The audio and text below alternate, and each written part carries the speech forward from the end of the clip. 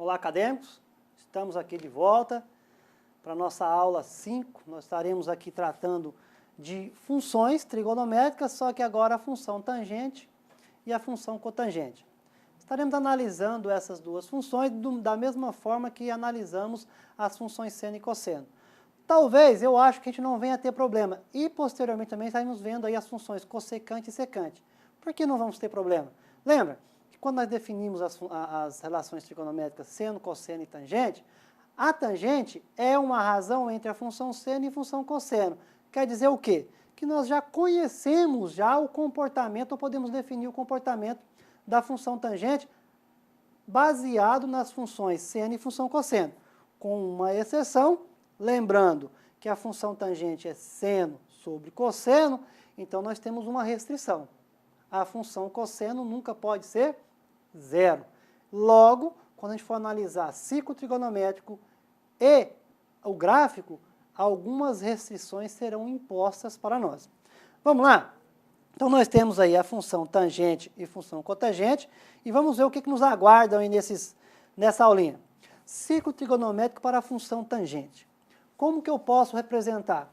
Da mesma forma, só que lembrem, a função seno, eixo de y. Função cosseno, eixo de x. Qual eixo que eu vou rebater a minha função tangente? Bom, tangente, então nós vamos trabalhar com a reta que ela tangencia o ciclo trigonométrico ali em ângulo 0 para graus e 0 radianos. Então veja como seria o nosso ciclo trigonométrico para a função tangente. Quando nós analisamos esse ciclo trigonométrico, o que nós temos que nos preocupar aí, pessoal? É que, nesse caso aí, a razão entre seno e cosseno tem que dar exatamente o valor da tangente. Lá naquela tabelinha que nós vimos na nossa primeira aula, nós tínhamos seno, cosseno e tangente para 30, 45 e 60 graus. Lembra lá? Então, só para a gente recordar, quanto era o seno, a tangente de 60? Não era raiz de 3? Como que a gente poderia obter? Era você dividir o seno de 60 pelo cosseno de 60, que dava exatamente raiz de 3. E é mais ou menos isso que nós vamos trabalhar aqui. Então, acompanhe comigo aí no slide. Veja, o ciclo trigonométrico é o mesmo, os arcos notáveis, vamos dizer assim, 30, 45, 60, 120, 240, são aqui, olha só, o ciclo trigonométrico é o mesmo. Agora, o que nós vamos fazer? Nós vamos rebater essa tangente em uma reta que é tangente ao ciclo trigonométrico em 0π e 0 radianos. Ok? Bom, como que nós podemos analisar isso aí? Então, o seno, nós analisamos o valor de seno como o comprimento ou a dimensão desse deslocamento, eixo de y. O cosseno, o eixo de x. Agora, o que nós vamos fazer em relação à tangente? Nós vamos analisar o valor da tangente como o valor real que corresponde a essa dimensão aqui, ó, a esse comprimento. Então, seno de 30 equivale a esse comprimento aqui na reta tangente. O seno de 45 corresponde a essa dimensão aqui na reta tangente.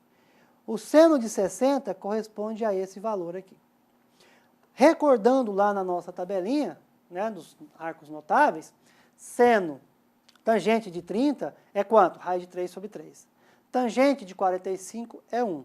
E tangente de 60 é raiz de 3 aqui, ó. Que é exatamente, ó, acompanhe comigo, pessoal. É exatamente isso aqui, ó. 30, raiz de 3 sobre 3. 45, 1. 60, raiz de 3. Bom, agora, como a tangente é a razão entre seno e cosseno, ora, seno pode ser positivo, ora negativo, dependendo do quadrante. A mesma coisa não acontece com o cosseno? Então, a tangente, ela também pode ser positiva ou pode ser negativa. Então, quando você analisa a tangente, e aí é bom dar uma olhada também, acompanhe no círculo, veja só, que a tangente de 30, ela é igual à tangente de 210. Ah, mas como que ela é igual? Se o seno é positivo no lugar, cosseno é negativo. Mas veja só, quando você analisa no primeiro quadrante, pessoal, seno e cosseno é positivo. Razão entre valores positivos, positivo. Quando você analisa aqui no terceiro quadrante, seno é negativo e cosseno também é negativo. Razão entre valores negativos também vai ser positivo. Por isso que a tangente de 30 é igual a 270. Agora, quando você vai analisar, veja, primeiro e terceiro quadrante tangente possuem os mesmos valores e sinais. Quando você analisa no segundo e no quarto quadrante, a tangente possui os mesmos valores, só que com sinais negativos. Por quê? Porque a razão nesses quadrantes de seno e cosseno, elas vão dar ou vai representar um valor negativo. Veja, acompanha aí no slide. O seno no segundo quadrante é quanto? É positivo. O cosseno é negativo. Logo, a tangente tem que ser negativo. Olha, no quarto quadrante, o seno é negativo, o cosseno é positivo. Logo, a tangente vai ser negativa. Então, veja só, quando você começa a analisar, se você pegar tangente de 150 é igual a tangente de 330, que é menos raiz de 3 sobre 3. Faltou um sinalzinho aqui, pessoal, acho que foi na configuração da figura, tá? Ó, tangente de 135 é igual a tangente de 315, menos 1. Tangente de 120 é igual a tangente de 300, que é menos raiz de 3. Agora faltou para nós qual é a tangente de 90 e 270. Bom, pensa comigo. Quando que eu vou ter uma reta aqui com 90 graus ou 370, que essa reta vai interceptar essa reta tangente? Nunca. Por quê? Porque elas são o quê? Paralelas. Logo, concluímos que o quê? Que a tangente de 90 e a tangente de 270, elas o quê? Elas não existem, tá? Então, se vocês tiverem a curiosidade, você for lá na calculadora e digitar tangente de 90 graus, ou de π sobre 2, vai dar um erro. Por que vai dar erro? Porque não existe a tangente desse valor, beleza? Bom, como que seria o gráfico dessa função? Vamos ver? Gráfico da função tangente, olha só. É diferente da função seno e cosseno, né? Cosseno daquela onda, seno também. Aqui não. Porque como a tangente não existe, vamos analisar de 0 para frente, olha. Como a tangente não existe em π sobre 2, nós temos uma reta aqui, ó, que esse gráfico vai chegar bem próximo, mas ele não vai encostar em π sobre 2. Por quê? Porque π sobre 2 é 90 graus e a tangente de 90 não existe. Veja só, quando você analisa de π sobre 2, bem próximo de π sobre 2, até bem próximo de 3π sobre 2, essa função tangente existe. Só que exatamente nesse valor e nesse, que corresponde 90 e 270, não vai existir. Analisando lá no quarto quadrante, olha, quarto quadrante é de quem? De 270 ou 3π sobre 2, só que 270 ela não existe, vai ficar bem próximo. E ela vai passar em π sobre 2, que é 0, que nós vimos lá no ciclo passado. Vou até voltar lá para vocês, ó. Tá vendo? Nesse ponto aqui, ó, a tangente é 0 também. Porque você não tem dimensão nenhuma aqui, ó. Ok? Então, esse seria o gráfico da tangente. Analisando aí, o que nós podemos fazer? Pegar domínio, imagem, período, veja só, ó. A função tangente é contínua, descontínua, pois possui ou existe alguns valores que ela não existe. Quem que ela não existe? Quando o x for π sobre 2 e 3π sobre 2. O domínio da função, ela vale para qualquer valores de x. Ó, x pertence aos reais, tal que x tem que ser diferente de π sobre 2 mais nπ, com n pertencente aos números inteiros. Por quê? Se você sobrar π sobre 2 mais 3π mais 5π, isso aqui vai dar uma razão de π sobre 2. E lembrando que nessa razão de π sobre 2, ou é 90 ou é 270 e a tangente não existe. Imagem da função tangente é os reais, porque veja, ó, pode ser infinito positivo ou infinito negativo. Período da função π de tangente é só π. Se você olhar bem, ó, daqui até aqui é π, ó. Não é? Então, é um período é π. E a função é sempre crescente. Em qualquer lugar que você analisar a função tangente, ó, ela está sempre crescendo, ó. Ok? Bom, Nós vimos a tangente, vamos para a função cotangente, que é análogo.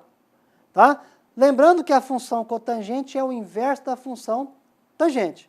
Então, nós vamos analisar essa função da mesma forma, só que para ter valores opostos. A função cotangente, ela tem uma reta paralela ao eixo de x. Olha, tangente é paralela ao eixo de y. Cotangente paralela ao eixo de x. Os valores são similares. É isso? Só que o que nós vamos fazer? Na função cotangente, você tem o inverso. Não é isso? Então, quando você analisa esse círculo trigonométrico, nós também podemos analisar o seu gráfico. Veja só o gráfico da função cotangente. Lembra que a função tangente, ela tinha um comportamento do gráfico nesse sentido, a cotangente, ela faz o contrário, né? Por quê? Porque você está invertendo os valores. Então, veja só, a função cotangente, aqui, ó, ela não vai existir para zero, na função tangente ela existia para zero, que era zero.